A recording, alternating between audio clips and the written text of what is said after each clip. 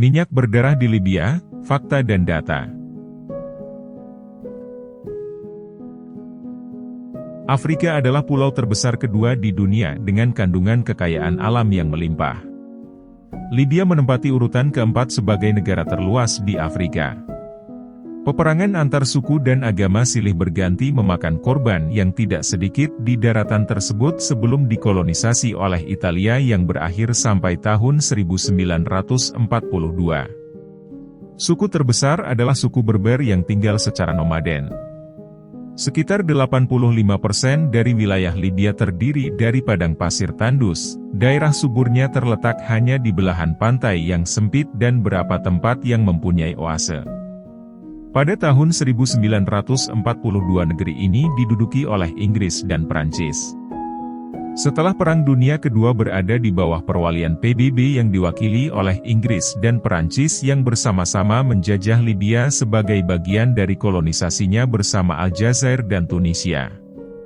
Pada tahun 1951, Libya memproklamasikan kemerdekaannya dalam bentuk kerajaan. Rajanya bernama Muhammad Idris, pemimpin kelompok Sanusiah militan. Namun demikian proklamasi tersebut hanyalah kedok semata bagi Inggris dan Perancis untuk tetap berkuasa di sana secara ekonomi. Pada tahun 1959,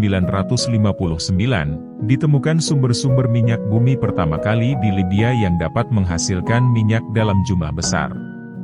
Pada awalnya, hasil minyak ini membawa kesejahteraan bagi rakyat Libya. Namun fakta berikutnya menjadi nyata bahwa minyak di Libya telah banyak menelan korban. Berikut fakta dan datanya. 1. Minyak membawa kesejahteraan. Muammar Gaddafi adalah seorang pemimpin Libya yang berkuasa selama 42 tahun.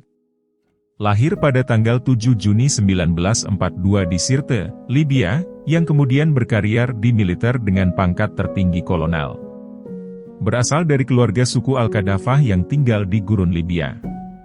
Ia adalah seorang anak yang cerdas. Lulus sekolah dasar hanya 4 tahun dari 6 tahun waktu normal. Dipengaruhi dari pemikiran pemimpin seperti Gamal Abdul Nasser dan Mahatma Gandhi dari India, pada 1961 ia memutuskan untuk bergabung di Akademi Militer di kota Benghazi dan lulus 4 tahun kemudian. Gaddafi juga pernah mengenyam pendidikan militer selama 4 bulan di Inggris. Setelah lulus, karirnya di militer semakin naik. Kondisi tersebut berbanding terbalik dengan negaranya, Libya. Setelah merdeka, kemajuan belum menampakkan hasil. Pemerintahan dan ekonomi tetap dikontrol oleh Eropa. Inggris, Perancis dan Italia menikmati hasil minyak Libya dan tinggal di sana. Kebijakan pemerintah Libya banyak yang merugikan rakyat dan menguntungkan pihak pemerintah dan penjajah saja. Ketika cadangan minyak bumi dalam jumlah besar ditemukan di tahun 1959 di Libya, kebijakan pemerintah Libya saat itu belum berubah. Rakyat hidup miskin dan susah, baik dalam hal pendidikan, pangan, perumahan, dan lain-lain. Tingkat literasi di Libya saat itu sangat rendah. Hanya sekitar 250.000 orang Libya yang bisa membaca dan menulis dari 4 juta rakyat Libya saat itu. Itu berarti hanya sekitar 93% rakyat Libya tidak bisa membaca dan menulis. Hal inilah yang melatar belakangi pengambil alihan kekuasaan oleh militer. Saat itulah, Gaddafi diplot untuk menggulingkan monarki Libya melalui jalur kudeta militer pada tahun 1969. Saat Raja Idris dirawat di Turki, Gaddafi bersama dengan rekan-rekan perwiranya berhasil mengambil alih pemerintahan. Peristiwa tersebut dinamakan Gerakan 1 September. Kudeta militer tersebut nyaris terjadi tanpa pertumpahan darah. Sejak saat itu, Gaddafi mulai memakmurkan rakyat Libya melalui hasil minyak tersebut. Salah satu kebijakan penting Gaddafi adalah nasionalisasi perusahaan minyak swasta British Petroleum, BP, dan membentuk National Oil Corporation, NOC, yang membentuk sistem ekonomi yang lebih sosialis dibandingkan sebelumnya yang sangat kapitalis. Gaddafi mencabut izin pangkalan militer Amerika dan Inggris dan mendirikan bank sentral serta mengambil aset-aset kepemilikan asing. Berikut fakta kemajuan dari pemerintahan Gaddafi. Membangun pembangkit tenaga listrik, memberikan sambungan kepada setiap wilayah dan memberikan listrik gratis kepada rakyat Libya. Membangun sekolah-sekolah dan mewajibkan anak usia sekolah untuk masuk sekolah dan gratis. Membangun tempat-tempat kesehatan dan kesehatan gratis bagi masyarakat. Membangkit perekonomian pertanian dengan membangunkan rumah gratis untuk petani. Gelandangan dan orang terlantar hampir 0%. Pengangguran disubsidi oleh negara sampai mendapatkan pekerjaan. Tidak memiliki utang luar negeri 1 sen pun. Pinjam di bank tanpa bunga. Memberikan hadiah uang bagi wanita-wanita yang melahirkan. Memberikan hadiah uang dan rumah kepada pasangan yang menikah. Memberikan full beasiswa bagi mahasiswa yang menempuh pendidikan di luar negeri. Memberikan harga murah bagi kebutuhan pangan terutama roti. Harga bensin flat sekitar Rp1.400 per liter. Membangun infrastruktur jalan sepanjang 30.000 km. Minuman beralkohol dilarang. Kemampuan membaca masyarakat yang hanya 10% ditingkatkan menjadi 90% dalam waktu 10 tahun. Tingkat GDP per kapita adalah $31.000 Amerika pada tahun 2010. 25% dari penduduk Libya adalah lulusan universitas. Membangun proyek irigasi nasional sepanjang 40.000 km. Terdiri dari 1.300 sumur dengan kedalaman 500 meter yang dapat menghasilkan 6,5 juta meter kubik air bersih ke berbagai kota di Libya. Subsidi 50% kepada warganya yang membeli mobil. Kesejahteraan rakyat Libya meningkat pesat. Dalam waktu 10 tahun, dari negara termiskin di Afrika menjadi negara terkaya. Kesejahteraan warga Libya ini diakui oleh Human Development Index, PBB, pada tahun 2011, yaitu menyebut Libya sebagai negara berkembang yang paling progresif perkembangannya.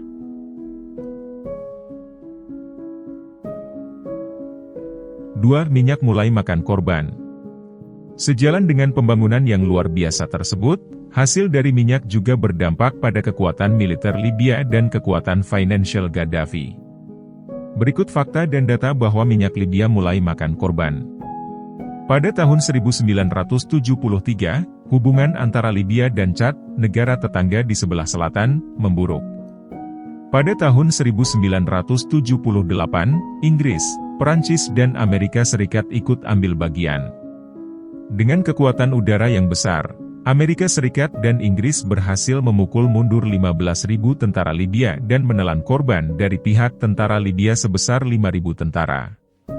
Invasi kepada Mesir pada tahun 1977 menelan korban sekitar 1.000 prajurit Libya tewas. Pada tahun 1975, Gaddafi menerbitkan buku hijau yang berisi kecaman terhadap parlemen dan pemungutan suara. Sejak saat itu, Gaddafi mengangkat dirinya sebagai presiden seumur hidup. Dan iklim diktator mulai sangat terasa. Banyak lawan politik dan aktivis dipenjara ataupun dihukum mati. Kisaran tahun 1970 sampai 1990, Gaddafi aktif menggunakan uang hasil minyak negaranya untuk membiayai berbagai grup atau kelompok bersenjata dalam melakukan perlawanan terhadap penindasan secara sepihak dengan motif agama dan nasionalisme. A. Ikut membiayai plot pembunuhan terhadap Presiden Mesir Anwar Sadat pada 6 Oktober 1981. B. Japanese Red Army. Penembakan massal di Bandara Lod, Tel Aviv. 26 korban tewas dan 80 cedera tembak serius. Dilakukan oleh 3 orang warga Jepang pada tanggal 30 Mei 1972. C. Black September Movement, Munich Massacre. Pembunuhan terhadap 11 atlet Israel yang ikut dalam Olimpiade di Munich pada September 1972. D. Konflik antara Amerika-Libya. Agustus 1981, pesawat Amerika menembak jatuh 2 pesawat tempur Libya ketika jet tempur Amerika memasuki wilayah Libya dalam rangka provokasi penguasaan langit Libya dan penutupan ladang minyak Libya. Tindakan ini dibalas oleh Libya pada tahun 1986 dengan membom diskotik La Belle di Berlin yang menewaskan 3 pelaut Amerika dan mencederai 229 orang lainnya. Sebelumnya Amerika berhasil membunuh 40 orang di Tripoli dan Benghazi dengan bom mobil. Pada tanggal 23 Maret 1986, sebagai respon La Belle, Amerika membom kapal Libya, 35 orang pelaut Libya tewas dan dilanjutkan pada tanggal 15 April 1986, jet tempur Amerika menyerang markas komando Libya di Sidra dan menghancurkan pertahanan udara Libya dengan menjatuhkan 1 ton bom. Dalam serangan ini, anak perempuan adopsi Gaddafi meninggal. Serangan tersebut dibalas pada tahun 1988, terjadi pengeboman terhadap pesawat komersil Pan Am dengan nomor penerbangan 103 yang melintas di atas Locher Bay, Skotlandia, 270 orang meninggal. Gaddafi juga membantu gerakan Aceh Merdeka yang kemudian menimbulkan gejolak pada tahun 2003. Pemerintah Indonesia menetapkan DOM, Daerah Operasi Militer, terhadap Aceh dimulai pada bulan Mei 2003 dan berlaku 1 tahun kemudian. Korban yang ditimbulkan adalah sekitar 2.000-an meninggal. Masih ada beberapa pergerakan lain yang juga dibantu oleh Gaddafi, di antaranya adalah Irlandia Republican Army, Moro Islamic Liberation Front, Angkatan Bersenjata Revolusioner Kolombia, dan lain-lain. Pada bulan Juni 1996, terjadi huru-hara di penjara Abu Salim, Tripoli, sebuah penjara yang khusus kepada tahanan politik Libya.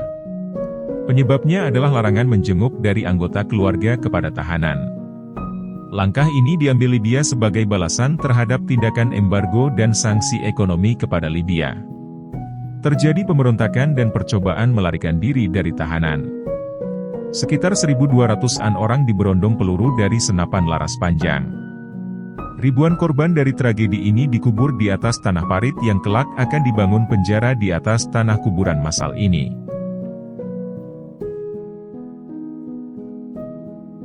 Tiga, minyak mengakhiri kekuasaan Gaddafi. Sejak akhir 2010, Timur Tengah dan Afrika Utara disapu gelombang revolusi. Pemerintahan diktator Ben Ali di Tunisia ditumbangkan rakyatnya sendiri, begitu pula Hosni Mubarak di Mesir. Peristiwa yang dikenal dengan Arab Spring ini akhirnya memicu gerakan massa besar-besaran di Libya untuk menjatuhkan Gaddafi.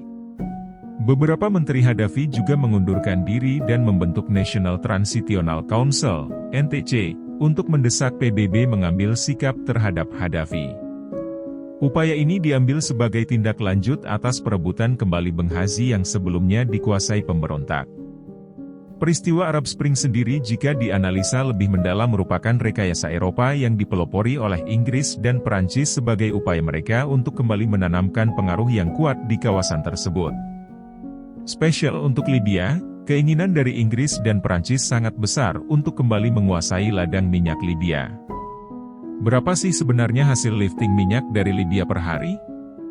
Menurut laporan yang dikeluarkan oleh OPEC, angkanya sebesar 1,7 juta barel per hari di tahun 2010. Jika dihitung per tahun dan dirupiahkan dengan kisaran harga 1 barel adalah $100 Amerika dan $1 Amerika Rp15.000.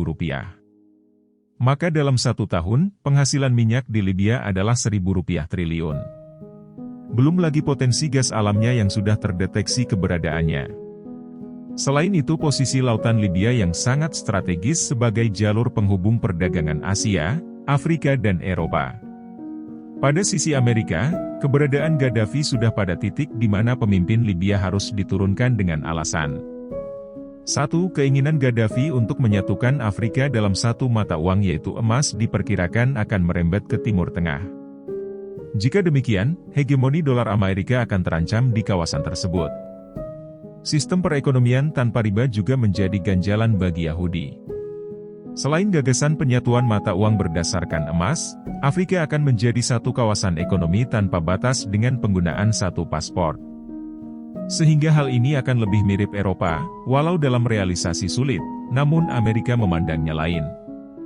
2. Hubungan Libya dengan Cina dan Rusia, terutama dalam perdagangan minyak dan investasi luar negeri, menjadi ancaman yang nyata bagi Amerika yang saat itu sedang terdesak oleh Cina dalam perdagangan global yang akan mengancam hegemoni as dolar di masa mendatang.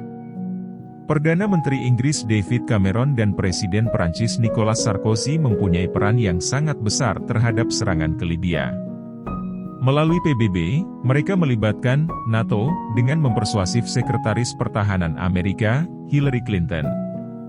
Dalihnya adalah, bahwa Libya sudah menyiapkan 130 ton emas dalam inisiasi mata uang bersama negara-negara Afrika berbasis dinar emas yang tentunya akan menghabisi hegemoni dolar di kawasan tersebut. Akhirnya, Presiden Amerika, Barack Obama menyetujui NATO mengintervensi Libya. Yang harus dicatat adalah, Gaddafi pernah memberi dukungan terhadap Sarkozy dan Cameron menjadi pemimpin di masing-masing negara. Satu hal yang banyak disorot publik saat itu adalah fakta bahwa Gaddafi sebenarnya ikut mendanai kampanye Sarkozy dalam pemilu 2007. Sarkozy ditahan polisi Perancis, 11 tahun kemudian, karena diduga memakai biaya 61 juta dolar yang didapat dari Gaddafi. Sedangkan Inggris punya skandal tersendiri dengan Gaddafi. London School of Economics, LSE, menerima uang 1,5 juta euro dari Libya selama 5 tahun sejak 2009. Alih-alih membela Gaddafi karena telah dibantu, mereka mendorong pergantian rezim di Libya.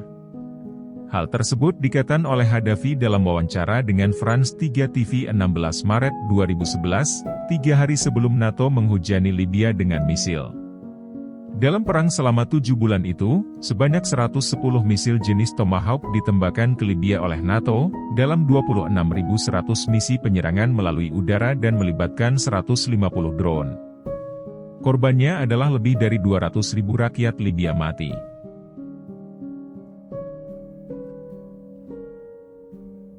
Libya hari ini.